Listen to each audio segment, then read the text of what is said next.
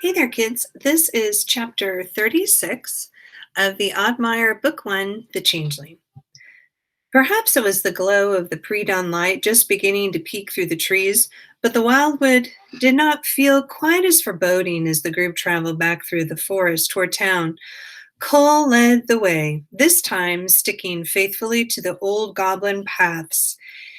He said very little during the journey. Occasionally, he hazarded a glance back, although he smiled each time. His eyes were rimmed with red.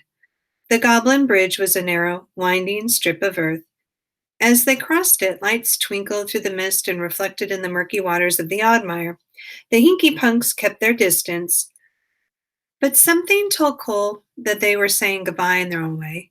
Candlebeard separated himself from the procession, bowed low, and hopped across the water to join them. "Goodbye," Cole called after him. After they passed through the wildwood, they began to notice more eyes following their progress. A lithe fox crept up over a log, pausing to sit in plain sight as they walked by.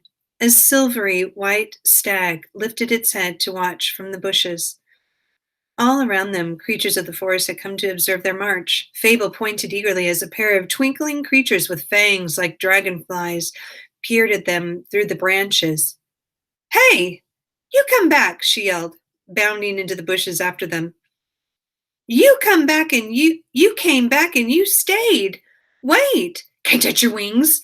I'm really good at being gentle." The queen shook her head. She was smiling softly when she turned to the twins. "The forest is grateful for what you have done. The wildwood has grown accustomed to being a place of magic." Cole was right. It was becoming something less without it. It just needed a little. Remember, Tin, just enough. The queen nodded. "I owe you a great debt for what you have done, Changeling. You will always be welcome in the wildwood." "Thanks. It's nice to know I can be safe here." "Safe? That isn't remotely what I said, but you are most welcome. Now, I'm afraid it is time for us to leave you. We have much to do. The bramble is dead, but it must still be pulled up by its roots to ensure it does not return. And that thing—" "I let it escape," Tin said. "I'm so sorry." "I didn't think that you did," said the queen. "Not completely. You showed kindness to the monster. A thing like that will not easily be free of such a gesture." She looked over her shoulder into the green woods behind her. "If it ever shows itself in my forest again, however, I cannot promise that I will be as merciful." Fable bounded back to the path, panting. "I touched a pixie's hair and teeth. Well, it bit me. It bit me for touching its hair. It was so soft and then pointy. My finger's kind of tingly now." "Come, Fable," said the queen. She stepped off the goblin path, not waiting to see that her daughter was behind her. "It's time." "Aw," Fable groaned. "Just a moment," Annie said, letting go of her boys for the first time since they had begun the journey home. She knelt down and put her hand on Fable's arm. "Thank you, young lady. You gave me my sons back. I can't tell you what that means to me."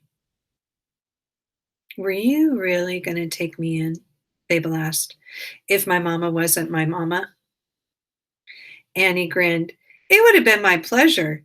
I don't think there's another mother in the world who will look after you like yours, though.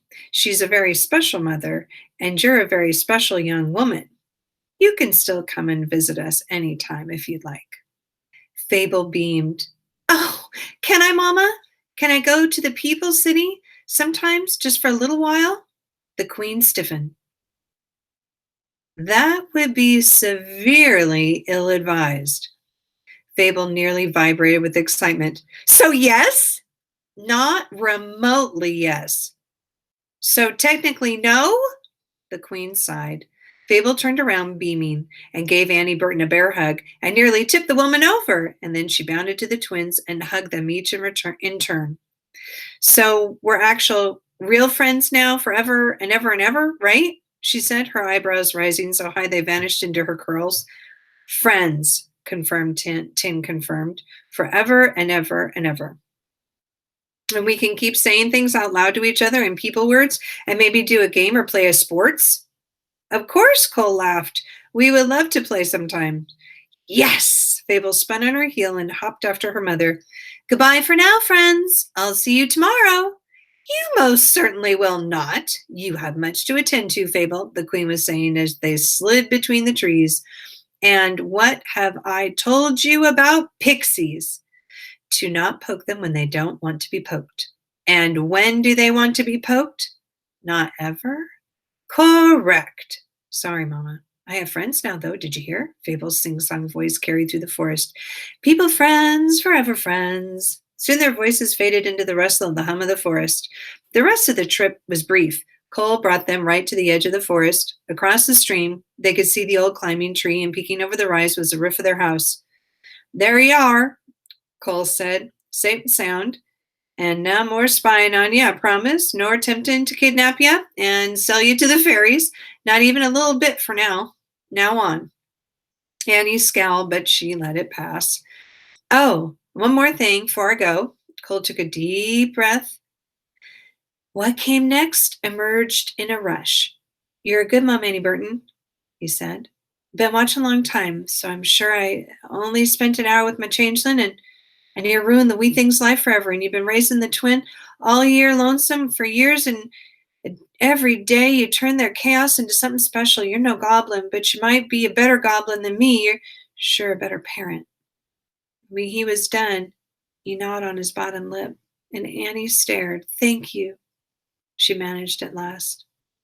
Thanks for everything, Mr. Cole, said Cole. He held out his hand, startled and a little uncertain, and Cole shook it. Tin came forward next. Cole shuffled his feet. Well, you're free of me now, he said to his toes. I'm sorry for messing up your life, lad. Just be careful if you do go back into the woods. Witchy's blessing or not, there's still plenty that'll eat you in here. And mind that you don't let that bother your yarn talk you into nothing too cockamamie, and didn't give your mother too much trouble, but do give her a bit. He chuckled meekly. You're still a goblin underneath, after all. Got a heritage to remember. I've been thinking about that, actually, said Tin. Cole raised his eyes. If it's all right with my mom, Tin said, I think I'd like to learn more. More? More about myself, about goblins, about where I came from, if you wouldn't mind. Not right away, but maybe someday I could visit, just for a little while. Cole's eyes widened, and they both looked at Annie. Her brow creased, and she looked wary. Well, she began, might not hurt to understand a little more, but oh, yay, there's a goblin in the horde who wouldn't be happier to teach a thing or two about our lot. Cole was rocking back and forth on his feet, and his eyes glossy with excitement. Learned to go a bit more myself in the years since you were born, been collecting books and papers and all manner of such, and learning from. We can discuss it, Annie conceded. Cole remained, watching from the bushes beside the stream as Annie Burton and her boys finally marched up the path toward home. Back in their bedroom, with the dust and grime rinsed from their hair, and their bellies full of potatoes and green beans, and at long last several scrumptious marmalade tarts each, Tin and Cole settled in to compare scars by the light of the rising sun. What about this one? Tin pulled up one leg of his pajamas to show off a scrape that ran nearly the length of his shin. Ooh, nice, Cole marveled. Check out the bruise on my knee. That's a good one. When they finished taking inventory of their injuries, they were silent for a while. They felt a strange fascination at being different for the first time in their lives. Their mother came in shortly afterward to kiss them goodnight half a dozen times each before drawing the curtains closed against the morning light and ordering them to get some sleep. Birds chirped in the field outside. In the dim golden haze, Tin silently unwrapped the bandage from his hand. The bite was barely visible, although his palm was still tender. He turned his hand this way and that, gazing at his own skin. Hey, Cole, he whispered. Are you awake? Cole's heavy breathing was his only reply. Tin decided not to wake him. He couldn't blame his brother for being exhausted. He turned his attention back to his hand. He never again had to fear looking down to see someone else's fingers at the end of his arms. Whatever magic had been inside of him had gone back to where it belonged. That was how Ned had explained it. Changeling magic was not meant to last forever. If only he had known how to use his power when he still had it. What wonderful madness might transforming have added to their daily mischief? He held his breath for a minute, listening to the quiet house. Tin concentrated, tensing his arm. For a moment, just a fraction of an instant, his fingers flickered to the exact color of the woolly blanket beside him. Tin's eyes widened, and a smile crept across his face. Tomorrow was going to be an interesting day. And that is the end of that chapter. And we will end with the epilogue.